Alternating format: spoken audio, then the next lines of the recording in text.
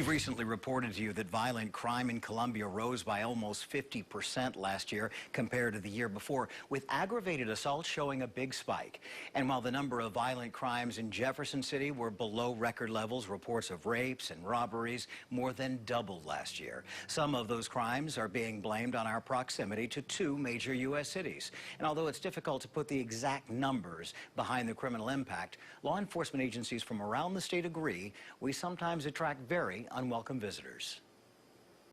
We've confirmed a man wanted for attempted murder in Kansas City is currently sitting in jail here in mid-Missouri. We are seeing an increase in a number of out-of-towners being processed into our jail. Those out-of-towners include this Kansas City man arrested after a bank robbery in Sedalia, or this St. Louis man accused of selling heroin near our schools, and this man from St. Louis accused of setting fires at mid-Missouri churches. Some guys get out of town when it's too hot, when the cops are on their trail looking for them. There are a large group of individuals who have come to this town to operate a criminal enterprise. Those criminal enterprises are sometimes individual violent crimes, but mid-Missouri law enforcement agencies say some of the crime is a bit more organized. There are gangs in St. Louis and there are gangs in Kansas City. And there are gangs here in mid-Missouri. They are potentially very dangerous. Aside from the gang-related crimes, sometimes our area is simply a convenient stop along the way. Just look at the outline of the Missouri State Highway Patrol's Troop F jurisdiction. We have I-70 that traverses from one end of the troop to the other.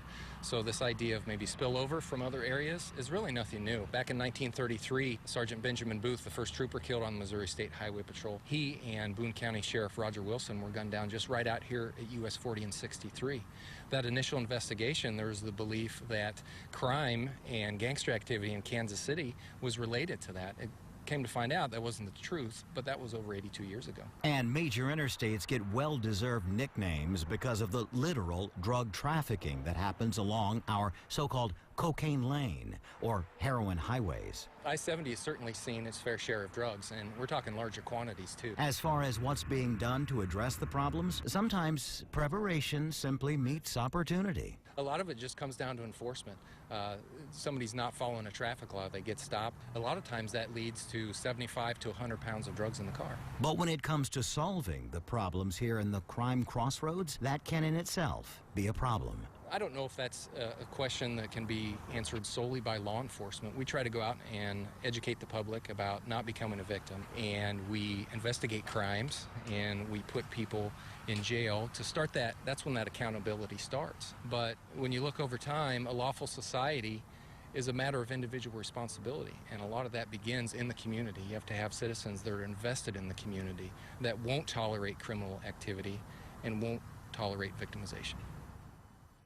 While we're not blaming our neighboring cities for all mid-Missouri's violent crime, St. Louis and Kansas City consistently rank in the top 5 and top 10 cities in the nation, respectively, for the highest violent crime rate.